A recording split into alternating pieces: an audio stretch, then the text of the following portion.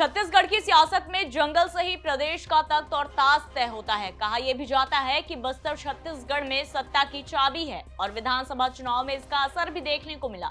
लेकिन सत्ता परिवर्तन के बाद से अब लोकसभा को साधने के लिए दोनों ही राष्ट्रीय दलों ने अपनी कमर कस ली है। अब सवाल ये कि लोकसभा चुनाव में बस्तर से बीजेपी और कांग्रेस के उम्मीदवार कौन होंगे। जय जोहार, छत्तीसगढ़ तक में आप सभी का स्वागत है। मैं हूं आपके साथ पूजा शर्मा। कुछ ही महीनों में लोकसभा चुनाव होने हैं। ऐसे में सत्ता में आई बीजेपी जहां लोकसभा की 11 सीटों में जीत का दावा कर रही है, तो वहीं कांग्रेस विधानसभा चुनाव में मिली करारी हार की भरपाई लोकसभा में करने की तैयारी में जुटी है। इस बीच इस बात को लेकर भी अटकलों का दौर शुरू हो गया है कि आदिवासी बाहुल्य बस्तर से बीजेपी और कांग्रेस की ओर से उम्मीदवार कौन होंगे। तो चलिए बात करते हैं उन चेहरों की जो लोकसभा चुनाव में दावेदारी कर सकते हैं। बात करें बीजेपी की, तो बीजेपी सरकार में केदार कश्यप के मंत्रिमंडल में ताजपोशी के बाद बस्तर से एकमात्र महिला विधायक लता उसेंडी का इस लोकसभा सीट से चुनाव लड़ना लगभग तय माना जा रहा है। बता दें, लता उसेंडी का नाम भी सीएम की रेस में शामिल था, लेकिन विष्णुदेव साय के सीएम बनने के बाद से ये उम्मीद जताई जा रही थी कि साय कैबिनेट में लता को जगह मिल सकती है। लेकिन वरिष्ठ होने के बाद भी लता उसेंडी को मंत्रिमंडल में शामिल नहीं किया गया। ऐसे में अब ये अटकलें भी लगाई जा रही है कि केंद्रीय नेतृत्व लता उसेंडी को इस बार बस्तर लोकसभा से टिकट दे सकती है।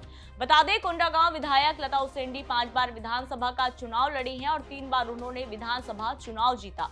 बीजेपी शासन काल में 2 बार मंत्री बनी। मंत्री पद में रहते हुए उन्होंने पूरे बस्तर को भली भांति देखा और जाना है। यही कारण है कि उस क्षेत्र की समस्याओं और बारीकियों का उन्हें अच्छा खासा अनुभव है। वर्तमान में लता उसेंडी कोंडागांव की विधायक के साथ ही साथ बीजेपी की राष्ट्रीय उपाध्यक्ष भी हैं। पुरानी आदिवासी नेता होने की वजह से इस सीट से बीजेपी ने लता उसेंडी का ही नाम आगे चल रहा है। लेकिन इसके अलावा कुछ राजनीतिक पंडितों का कहना है कि उसेंडी का राष्ट्रीय नेताओं से सीधा संपर्क है।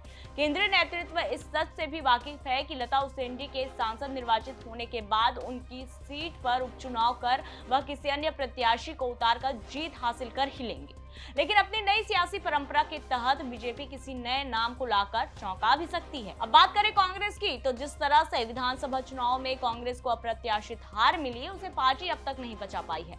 इसके अलावा पार्टी के नेता मंत्री अपने ही दिग्गजों पर हार का ठीकरा फोड़ते भी नजर आ रहे हैं।